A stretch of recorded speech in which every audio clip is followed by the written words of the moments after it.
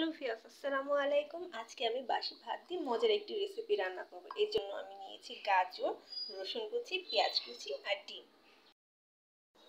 আমি এখানে সাদা তেল দিয়ে দিয়েছি। এখন দিয়ে দিব সামান্য পরিমাণ রসুন কুচি।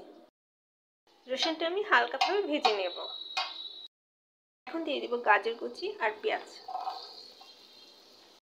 দিয়ে দিব সামান্য পরিমাণ লবণ। পেঁয়াজগুলো এক সাইড করে রেখে দিয়ে ডিমটা দিয়ে দিব। এখানে আমি কোয়েল পাখি ডিম দিয়েছি।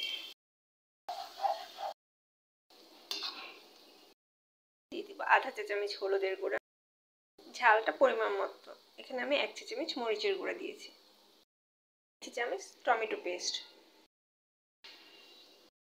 এখন আমি ভাতগুলো দিয়ে দিয়েছি। এখন আমি ভাতগুলো ভালোভাবে ভেজে নেব। ভাতটা আমার ভাজা হয়ে গেছে। নামানোর আগে দিয়ে দেবো আধা চা চামচ ঘি।